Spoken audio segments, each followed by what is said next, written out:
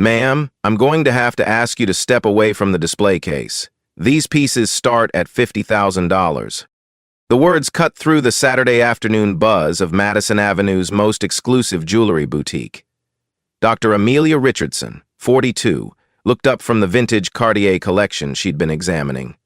Her navy blazer was impeccable, her posture confident. These pieces start at $50,000, Derek Walsh continued, his arms crossed. At 28, he carried himself like someone who'd never been challenged. Behind him, a young woman with a ring light whispered into her phone, "Oh my God, guys, you're seeing this live." Derek's smirk widened. "Perhaps you'd be more comfortable at the costume jewelry section downstairs." The live stream counter climbed. 847 viewers and rising. Security materialized near the exit with a subtle hand gesture from Derek. Real-life stories like this remind us that touching stories of discrimination still unfold in broad daylight. Have you ever been judged by your appearance before anyone knew your story? Welcome to Beat Stories, where justice speaks louder than revenge. We share tales of brilliant minds who faced discrimination and transformed entire systems through intelligence, not anger. Because the most powerful victory isn't destroying your enemies. It's ensuring they can never hurt anyone else again. "I'm looking for something special for my mother's 70th birthday," Amelia said, her voice steady. She gestured toward the Cartier display. "That Art Deco piece caught my eye."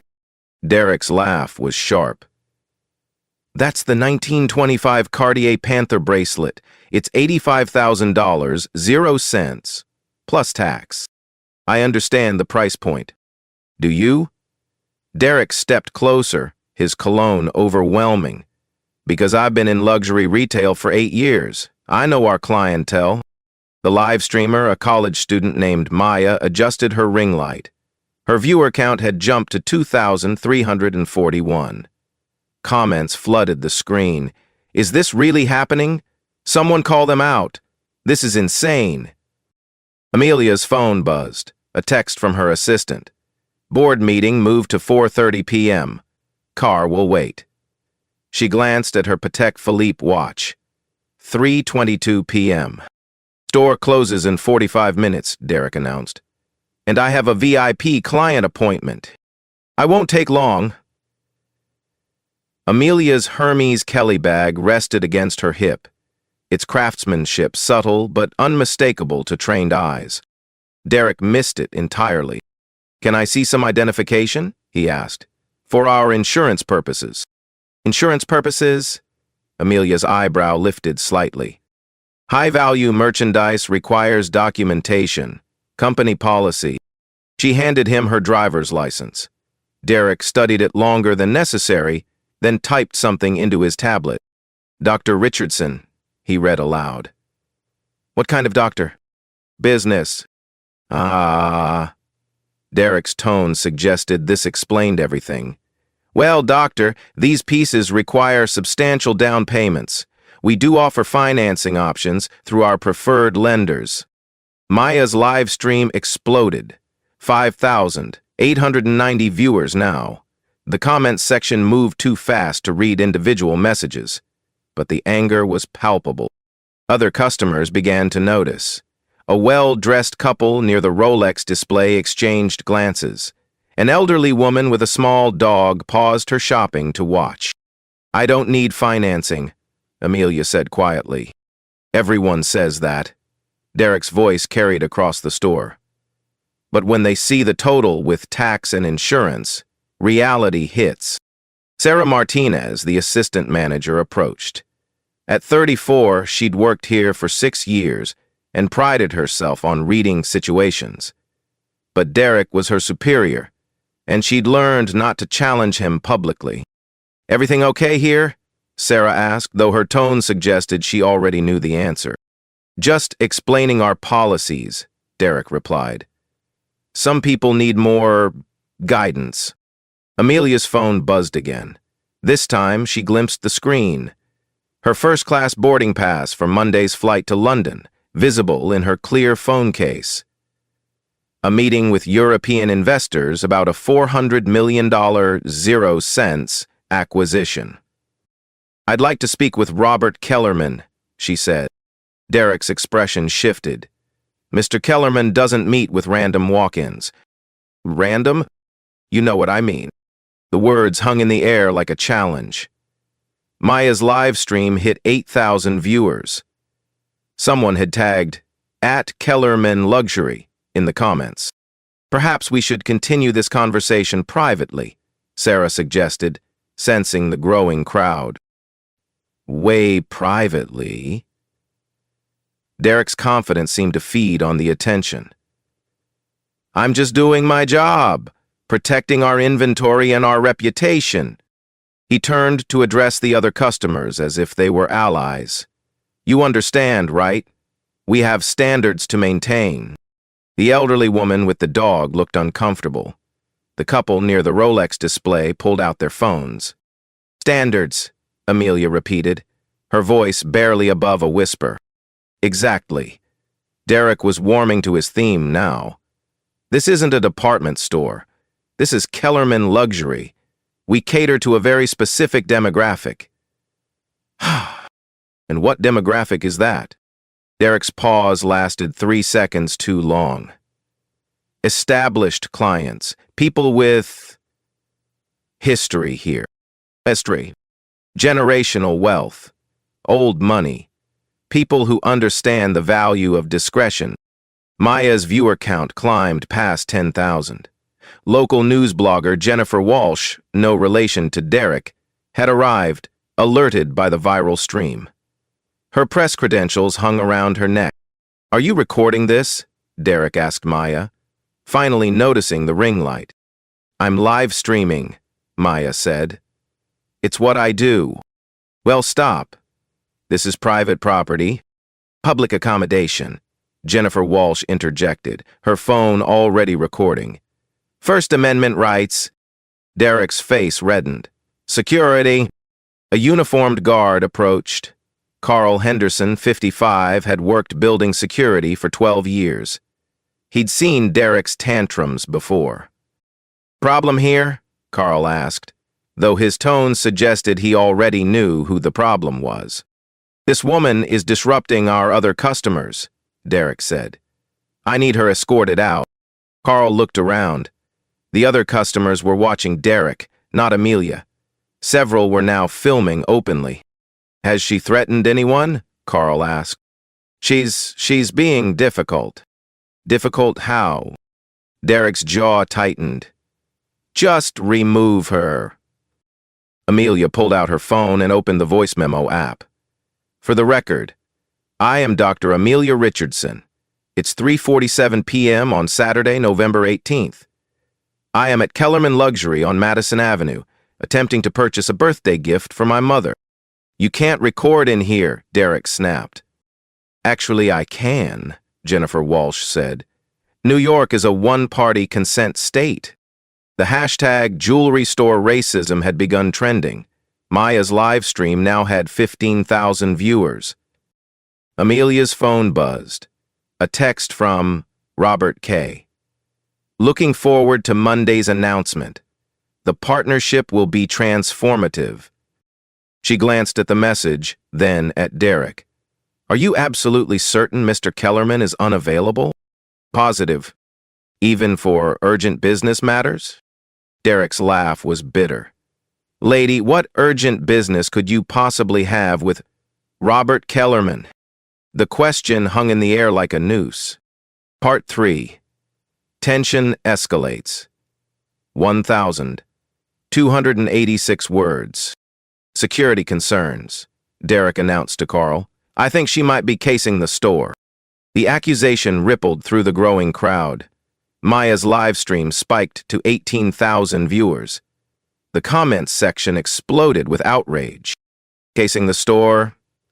Amelia's voice remained calm, but something shifted in her posture. "Based on what evidence?" "You've been photographing our inventory," Derek said, "taking pictures of our security setup. I photographed one bracelet, and you keep checking your phone, coordinating with someone outside." Jennifer Walsh stepped forward. "I'm with Manhattan Daily News. Can you state your name for the record?" "Derek Walsh, store manager," he said, puffing his chest. And I'm protecting this establishment's interests. By accusing a customer of criminal activity? By using my professional judgment. Sarah Martinez pulled Derek aside. Maybe we should call Mr. Kellerman, she whispered. He's at his estate in the Hamptons, Derek replied. I'm not bothering him with this. But Amelia heard the whispered exchange. Her phone buzzed again. Another text from Robert K. Just saw the news alerts. Call me immediately. She showed the phone to Derek. Still think he's unavailable? Derek squinted at the screen. Anyone can put a fake contact in their phone. You want me to call him? Go ahead. Waste your time. Amelia pressed the contact. The phone rang once. Amelia? What the hell is happening at my Madison Avenue store? Robert Kellerman's voice carried clearly through the phone's speaker. The entire store went silent. Hello, Robert, Amelia said, her eyes never leaving Derek's face. I'm standing in your store, trying to buy a gift for my mother's birthday. Your manager seems to think I'm a security threat. Put him on the phone. Derek's face had gone pale. Sir, I was just... Put him on the phone, Amelia. She handed Derek the phone. His hand shook slightly as he took it. Mr. Kellerman, sir, I can explain. The phone erupted. Even without speaker mode, Kellerman's voice carried across the boutique. Words like embarrassment and liability and fired floated through the air. Maya's live stream hit 25,000 viewers. The hashtag Kellerman Luxury Racism was trending nationally. Derek handed the phone back to Amelia. He wants to speak with you. Robert, I'm here. I'm flying back from the Hamptons now. Can you wait 20 minutes? Of course. And Amelia? I'm sorry. This is inexcusable. The line went dead. Derek stared at the phone as if it had bitten him. How do you know Mr. Kellerman? Sarah asked quietly. We have business together, Amelia replied. What kind of business? Before Amelia could answer, her phone rang. The caller ID showed Richardson Capital, Legal. Excuse me, she said, stepping away from the group. Michael? Yes, I saw the alerts too. No, I'm handling it personally. Yes, document everything. The reputation management team should monitor all social platforms. I'll call you back. She hung up and returned to the group. Derek was whispering urgently with Sarah. Everything's documented, Derek was saying. The security footage, the witness statements. If she sues, we have evidence she was disruptive. Derek, Sarah said carefully, maybe we should... Should what? Apologize for doing our jobs? Jennifer Walsh approached with her phone recording. Mr. Walsh, can you explain why you assumed Dr. Richardson was casing the store? No comment. But you made the accusation publicly. I said no comment. Dr. Richardson, Jennifer continued, can you tell us about your relationship with Mr. Kellerman? Amelia paused. We're business partners. What kind of business? Financial services. Answer was technically true, but deliberately vague. Derek seized on it. Financial services, he repeated mockingly. Let me guess, you sell insurance or something. Something like that. Maya's live stream now had 35,000 viewers. Someone had created a TikTok compilation of the confrontation that was spreading across social media. I manage investments, Amelia clarified. For who? Various clients. Derek's confidence began returning. See? Vague answers. If she really knew Mr. Kellerman, she'd be more specific. Would I? Real VIP clients don't play games. They announce themselves, they name drop. Is that what you expect? I expect honesty. Amelia's phone buzzed. A text from her assistant. Reuters picked up the story. CNN wants a statement. She showed the text to Jennifer Walsh. No comment to media until this is resolved. CNN? Derek read over Jennifer's shoulder. What's CNN want with an insurance salesperson? I never said I sold insurance. Financial services, insurance, whatever. Point is, you're nobody special. The words landed like a physical blow. Maya's chat exploded with responses. Several viewers had started researching Dr. Amelia Richardson and posting their findings. "Oh my God," Maya said, reading her comments. "Guys, I'm seeing some crazy stuff about who this woman might be." "Like what?" Derek demanded. Maya's eyes widened as she read. Someone posted her LinkedIn. She's a CEO, Richardson Capital Management. Derek snatched Maya's phone. "Let me see that." "Hey," Maya protested. Derek's face went white as he read. "This can't be right." "Herschel, what can't be right?" Sarah asked.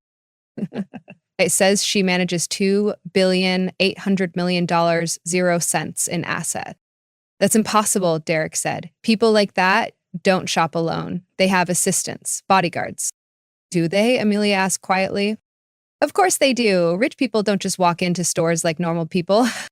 "How do you know what rich people do?"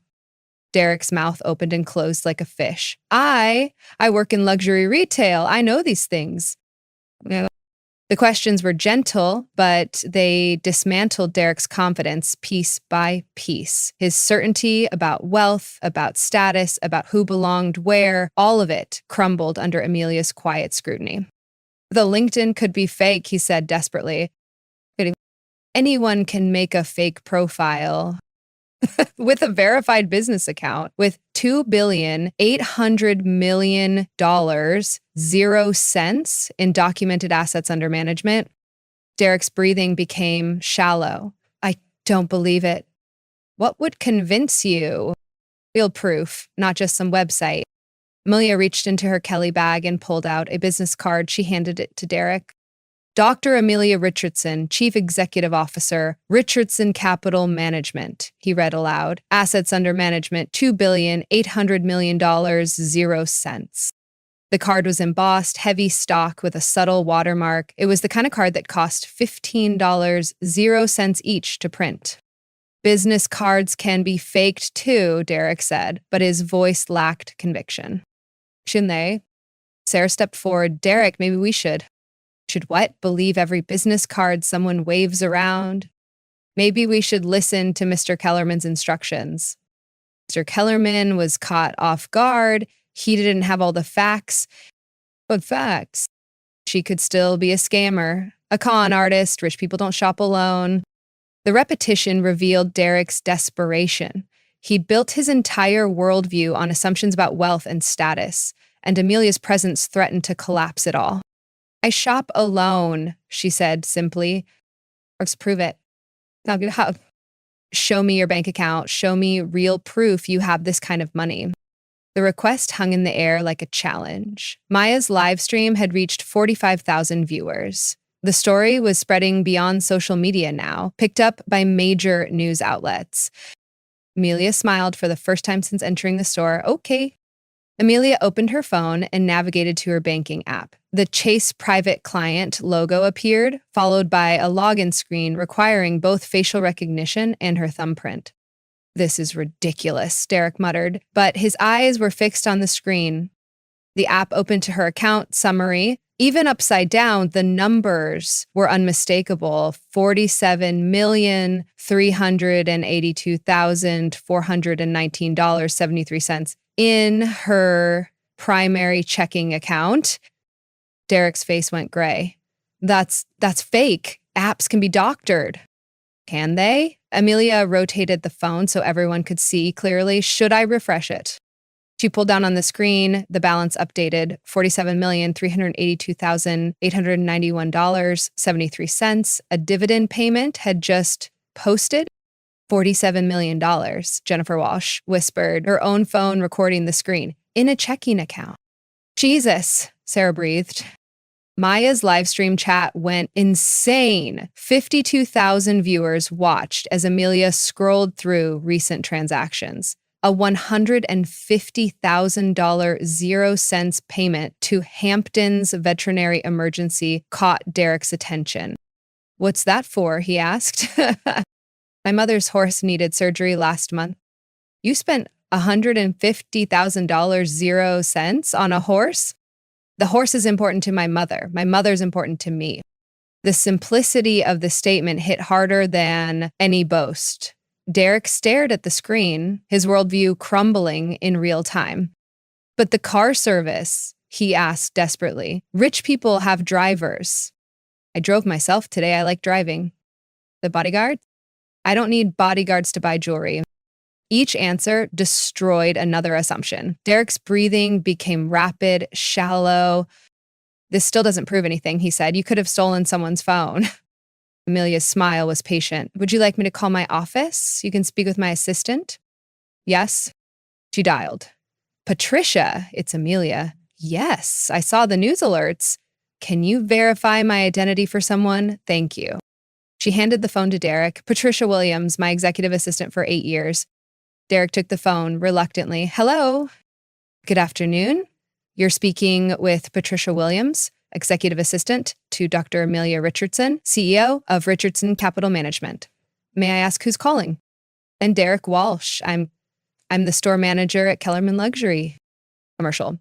Mr. Walsh. Dr. Richardson mentioned she was shopping for her mother's birthday. I trust you're taking good care of her. Derek's mouth opened and closed silently.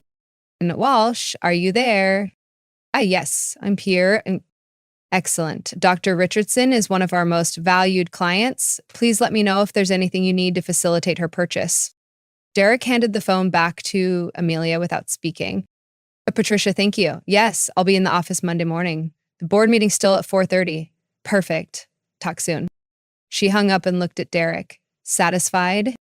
Derek's face was red, then pale, then red again. I don't understand. What don't you understand? You don't look like what? Like someone with that kind of money? The admission hung in the air like a confession. Maya's livestream had reached 58,000 viewers. The story was trending on Twitter, TikTok, and Instagram simultaneously. What does someone with that kind of money look like? Amelia asked. Derek's mouth worked soundlessly. Every answer would be a trap. I mean, you're dressed so normal. Normal. Not flashy, not obvious. Should I be obvious? Rich people usually are. Are they? The gentle questioning technique was surgical. Each question exposed another prejudice, another assumption, another failure of imagination. I've worked in luxury retail for 8 years, Derek said desperately. I know the signs. What signs? The way they talk, the way they act, the way they look. We're going to have they look. Derek's silence was answer enough. Amelia's phone buzzed. A text from Robert K. Helicopter landing now. Be there in 5 minutes. She showed the text to Derek. Mr. Kellerman is arriving. By helicopter. He keeps one at his estate. Derek's legs seemed unsteady. Sarah moved to support him. Are you feeling all right? Amelia asked.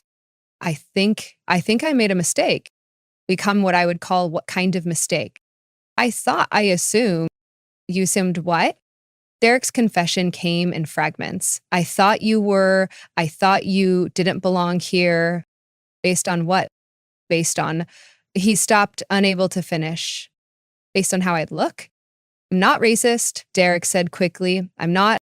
I never said you were. But that's what everyone's thinking. What are you thinking? Derek's face crumpled. I don't know what I'm thinking. Maya's live stream hit 65,000 viewers. The story had been picked up by major news outlets. Kellerman luxury racism was trending worldwide. I need to sit down, Derek said. There's a chair behind the counter, Sarah offered. I need to go home. Mr. Kellerman is almost here, Amelia said gently. You should probably wait. I can't face him. Why not? Because I fucked up. I fucked up bad. The profanity shocked everyone. Derek had always prided himself on his professionalism. I'd be fired, he continued. I'm going to be blacklisted. No one will hire me. And you don't know that. I do know that. This is going to follow me forever. He gestured at Maya's live stream. 65,000 people watch me humiliate myself. It's going to be on the internet forever. What are you going to do about it? What can I do? I can't take it back. Can you? Derek looked at her with confusion. What do you mean? What would taking it back look like? I don't know. An apology, I guess. So who? Theo, anyone else? Derek looked around the store. Maya was still live streaming. Jennifer Walsh was still recording. Other customers were still watching. To everyone, he said quietly. What would you say? Derek's voice was barely a whisper. I'm sorry. I'm sorry I judged you. I'm sorry I assumed things about you. I'm sorry I treated you like you didn't belong here. Why did you do those things? Because I'm an idiot. Are you? I must be. Smart people don't destroy their careers over a jewelry sale. Is that what happened here? You destroyed your career over a jewelry sale? Derek considered the question. No, I destroyed my career over my own prejudices. The admission was stark, honest, devastating. Maya's chat exploded with responses. Some viewers called for forgiveness. Others demanded justice. What are you going to do differently? Amelia asked. I don't know if I'll get the chance to do anything differently. If you did get the chance? Derek thought for a long moment. I'd remember that I don't know anything about someone just by looking at them. That's a start. Is it enough? I don't know. Is it? Before Derek could answer, the sound of helicopter rotors filled the air. Through the store's windows, they could see a small aircraft descending toward the street. He's here, Sarah said unnecessarily. Derek's face went white. I'm going to be sick. Breathe, Amelia said. Just breathe. When are you being nice to me? Why shouldn't I be? Because I was horrible to you. Were you? Derek nodded miserably. I was horrible. What made you horrible? Fear, I think. Fear that I didn't know what I was doing. Fear that I wasn't good enough for this job. Fear that someone would figure out I was a fraud. Are you a fraud? I don't know. Maybe.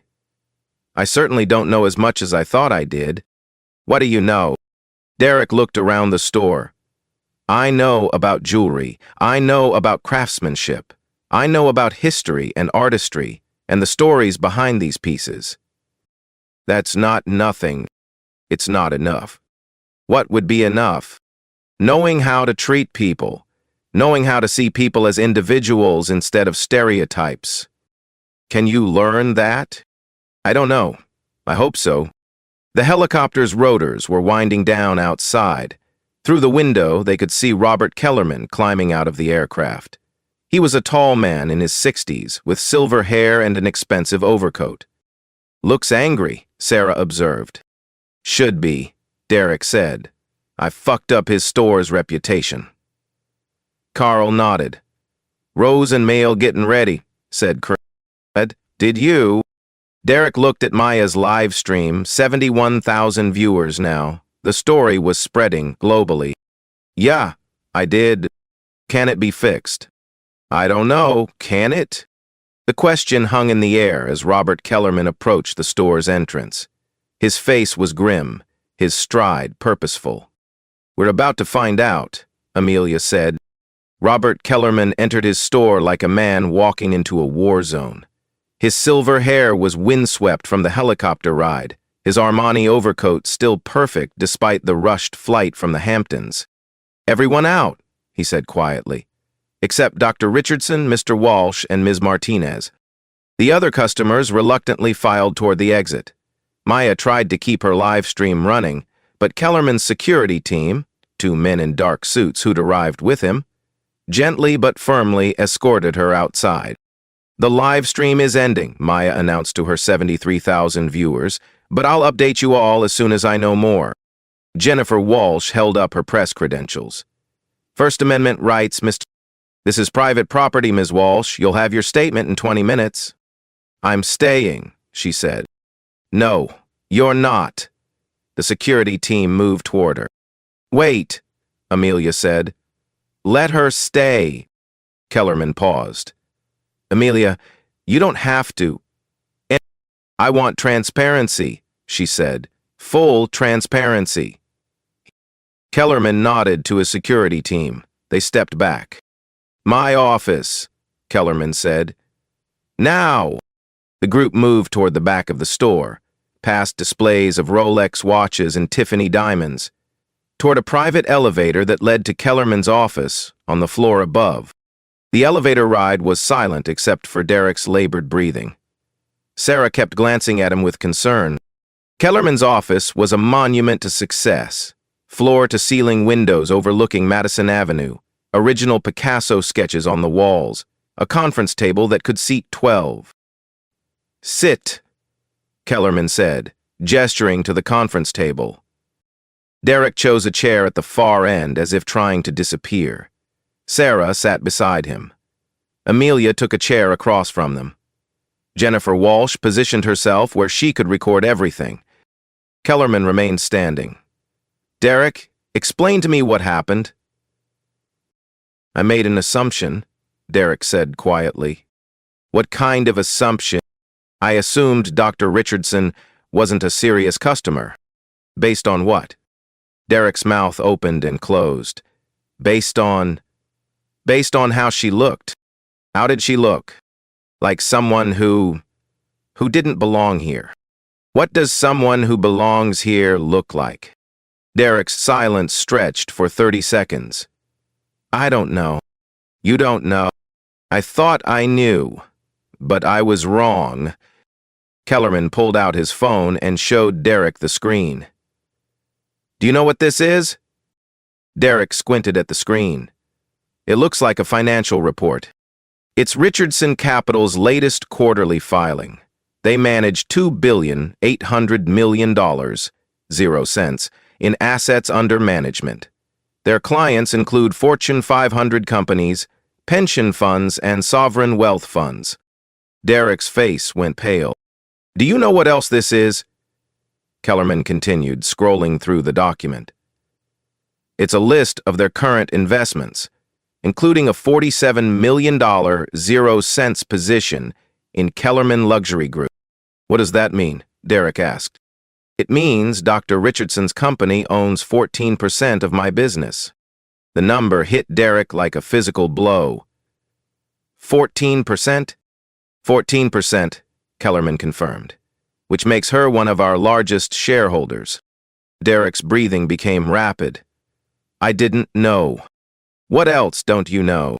"I don't know what you mean." "You don't know that Dr. Richardson's company manages the pension fund for our 2,400 employees. You don't know that she's been instrumental in our expansion into Asian markets. You don't know that we've been discussing a strategic partnership that would double our revenue within 3 years. Each revelation hit Derek like a hammer blow. "I didn't know any of that." "What did you know?" "I knew she was black," Derek said quietly. The admission hung in the air like a toxic cloud. Sarah covered her face with her hands. "And what did that tell you?" Kellerman asked. "She probably couldn't afford our merchandise." "Based on what evidence?" "No evidence, just assumption." "What kind of assumption?" Derek's voice was barely a whisper. "A racist assumption." "Are you racist, Derek?" "I don't think so. I don't want to be." "But you acted like one." "Yes." "Wow." Derek struggled to answer. "Because I'm stupid? Because I'm ignorant? Because I watch too much TV and think I know what rich people look like?" "What do rich people look like?" "I thought they looked like white people." "Do they?" Derek looked at Amelia, then at Kellerman. "No, they look like people. People come in all colors, Derek." "I know that now." "Did you know it this morning?" "I thought I did, but I guess I didn't really believe it." Kellerman pulled out his phone again. "Do you know what this is? Another financial report?" "It's the real-time social media monitoring for our brand. We've had 847,000 negative mentions in the past 2 hours. Our stock price is down 12%. 3 major clients have called to express concerns about our company culture." Derek's face crumpled. "I'm sorry. I'm so sorry." "Sorry doesn't fix this. What can I do?" "You can start by understanding the scope of what you've done." Kellerman opened his laptop and projected it onto the wall screen. Derek's confrontation with Amelia played in real time, captured from multiple angles by different phones. This is what 73,000 people watched live, Kellerman said. It's been viewed 2.3 million times in the past hour. It's trending in 47 countries. Derek watched himself on screen, his face contorting with shame at each cruel word. The hashtag Kellerman Luxury Racism is trending worldwide, Kellerman continued. We've received 12,000 emails demanding your termination. The New York Times wants a statement. The NAACP is calling for a boycott. I destroyed everything, Derek whispered. You destroyed your career, Kellerman corrected. Whether you destroyed the company remains to be seen. What can I do to fix it? You can't fix it, but maybe the company can. Derek looked up hopefully. How? By making sure this never happens again, by changing our training, our policies, our entire culture. Will that work? If we're serious about it. Are you serious about it? Kellerman looked at Amelia. That depends on Dr. Richardson. All eyes turned to Amelia. She'd been silent throughout the exchange, observing the destruction of Derek's worldview with clinical detachment. What do you want to know? She asked. Are you going to sue us? It depends. Not on whether you're serious about change. We're serious. Are you? Amelia opened her briefcase and pulled out a folder. Because I have a proposition for you. What kind of proposition? A partnership, a real partnership with conditions. She spread documents across the conference table. Richardson Capital is prepared to increase our investment in Kellerman Luxury Group from $47 million, 0 cents, to $150 million, 0 cents. Kellerman's eyes widened. $150 million? That would give us 42% ownership, controlling interest. What are your conditions? Mandatory bias training for all employees, quarterly diversity audits, a public commitment to inclusive hiring practices, and Derek here becomes our pilot case. Derek looked up in confusion. What does that mean? It means you're going to help us design a rehabilitation program for employees who demonstrate unconscious bias. I don't understand. You're going to learn, and then you're going to teach others. Derek's eyes filled with tears. You're not firing me? That's not my decision, Amelia said. That's Mr. Kellerman's decision. All eyes turned to Kellerman. He studied Derek for a long moment. You're suspended without pay for 30 days, he said finally. You'll complete a comprehensive bias training program. You'll attend sensitivity workshops. You'll meet with community leaders and educate yourself about the impact of discrimination. And then we'll see if you've learned anything. Derek nodded eagerly. I'll do whatever it takes. This is your one chance, Derek. Your only chance. I understand. Do you? Because the entire world is watching. If you screw this up, there won't be a third chance. They won't screw it up. We'll see. Kellerman turned to Amelia. What about the media response? We'll issue a joint statement, she said, acknowledging the incident, outlining our response, and demonstrating our commitment to change. Will that be enough? It's a start. What else? We implement the changes immediately, full transparency, regular progress reports to the community, and the financial partnership. We move forward with oversight. Kellerman nodded slowly. I accept your terms. Derek looked up from the table. Dr. Richardson? Yeah. Thank you. Don't thank me yet. Thank me when you've actually changed. I will change, I promise. Promises are easy, Derek. Actions are hard. I'll prove it to you. You'll prove it to yourself. 3 weeks later, Derek Walsh stood in the same Kellerman luxury boutique where his world had collapsed. But everything had changed. The store now displayed a prominent sign. Kellerman Luxury Group is committed to serving all customers with dignity and respect. We welcome feedback at dignity@kellermanluxury.com. Derek wore a small pin on his lapel, bias awareness advocate. He'd earned it after completing 120 hours of training with community leaders, psychologists, and diversity experts. Good morning, Dr. Richardson, he said as Amelia entered the store. Good morning, Derek. How are you feeling? Nervous, he admitted, but grateful. Amelia was here for the ribbon-cutting ceremony, launching Kellerman's new Dignity Initiative. The program would serve as a model for luxury retailers nationwide. Sarah Martinez, now promoted to store manager, joined them. The media is setting up outside, she reported. How many outlets? Amelia asked. 15, including CNN and the BBC.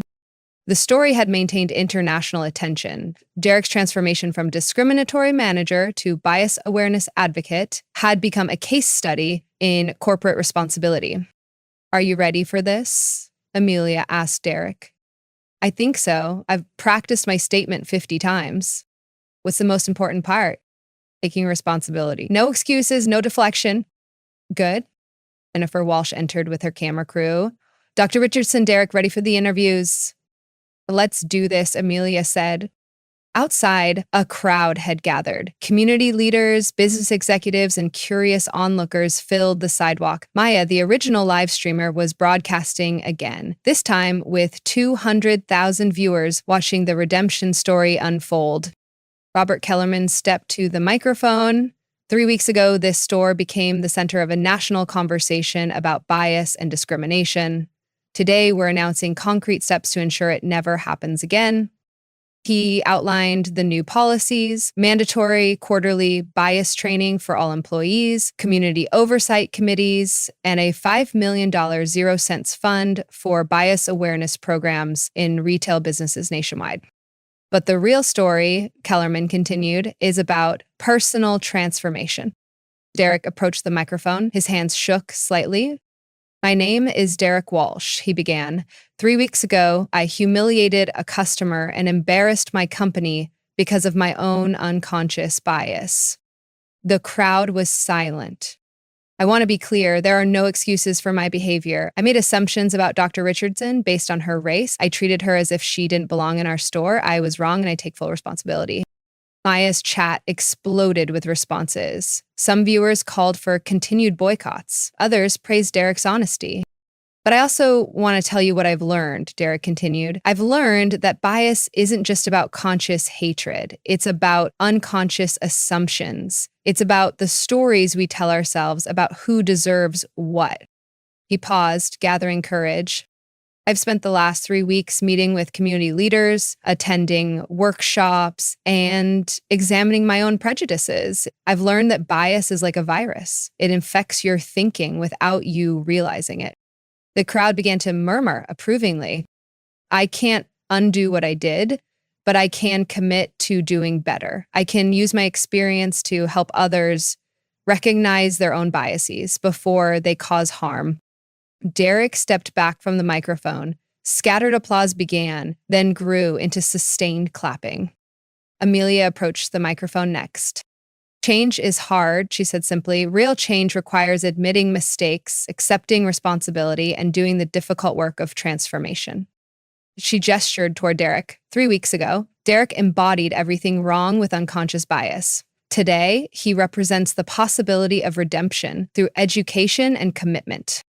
The applause grew louder. But individual change isn't enough, Amelia continued. We need systemic change. That's why Richardson Capital is partnering with Kellerman Luxury Group to create the National Retail Dignity Initiative. She outlined the program, bias training for 50,000 retail workers nationwide, community oversight in 500 stores, and a public database tracking progress on inclusion metrics. This isn't about punishment, she concluded. It's about prevention. It's about creating a retail environment where everyone feels welcome, respected, and valued. The crowd erupted in applause. Maya's live stream had reached 300,000 viewers. After the ceremony, Derek approached Amelia privately. I bought something for you, he said, handing her a small gift box. Inside was a simple pin, change agent. I had it made at a local shop, Derek explained. I wanted you to know that you changed my life. You changed your own life, Amelia replied. I just gave you the opportunity. Will you wear it?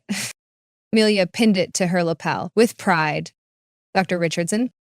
Yeah, that bracelet you wanted for your mother's birthday, we still have it. I know. Would you like to buy it now? Amelia smiled. I thought you'd never ask. As Derek carefully wrapped the $85,000 0 cents Cartier bracelet, he reflected on how much had changed. 3 weeks ago, he'd seen a black woman and assumed she didn't belong. Today, he was serving a customer who'd taught him the most valuable lesson of his life. Everyone deserves dignity. The sale completed, Derek handed Amelia the beautifully wrapped package. "Thank you for shopping at Kellerman Luxury," he said. "It's been an honor serving you." "The honor," Amelia replied, "has been mine." 6 months later, the National Retail Dignity Initiative had trained 47,000 workers across 500 stores. Discrimination complaints in participating retailers dropped 73%. The program became a Harvard Business School case study. Derek Walsh was featured on 60 Minutes, sharing his transformation story with 12 million viewers. He'd become a sought-after speaker on unconscious bias, traveling to conferences nationwide. "The hardest part," he told audiences, "wasn't admitting I was wrong, it was admitting I'd been wrong my whole life without knowing it." Maya, the original live streamer, had parlayed her viral moment into a platform for social justice content. Her follow-up video tracking Derek's transformation garnered 50 million views. Amelia's mother wore the Cartier bracelet to her charity gala, where she told the story to 300 philanthropists. The audience donated $2,300,000, 0 cents, to bias awareness programs that night. "My daughter taught me something," Eleanor Richardson told the crowd. "She showed me that true power isn't about revenge. It's about creating change that lasts." Richardson Capital's investment in Kellerman Luxury Group proved prescient. With their new inclusive brand image, sales increased 34% in 6 months. Stock price reached all-time highs. But the real measure of success was quieter, more personal. At Kellerman's Madison Avenue store, customers of all backgrounds shopped without fear of judgment. The staff greeted everyone with genuine warmth. The dignity at kellermanluxury.com email address received hundreds of positive testimonials. Derek kept a photo on his desk, himself shaking hands with Amelia at the ribbon-cutting ceremony. It reminded him daily that people can change, that mistakes can become opportunities, that redemption is possible through hard work and humility. Amelia kept her change agent pin in a place of honor in her office. It reminded her that touching stories of transformation can emerge from the darkest moments of prejudice. The jewelry store confrontation had become more than a viral moment. It became proof that real-life stories of discrimination can spark systemic change. When people choose courage over comfort, education over ignorance, and hope over hate. Black stories like Derek and Amelia's demonstrate that progress happens one interaction at a time, one person at a time, one choice at a time. The most powerful weapon against bias isn't anger or litigation. It's the patient work of changing hearts and minds through education, accountability, and the radical act of seeing each other's humanity. Your turn to make a difference. Have you witnessed discrimination in retail or other settings? Share your story in the comments below. Your experience matters and could inspire change. Think Derek's transformation was genuine, or do you believe some biases are too deep to change? Let us know your thoughts. Subscribe to Beat Stories for more life stories that prove ordinary moments can spark extraordinary change. We're building a community where real stories beat prejudice, and together we can create a world where everyone is treated with dignity and respect. Share this video if you believe in the power of redemption through education. Hit that subscribe button to join the Beat Stories family, because every story has the power to change hearts and minds.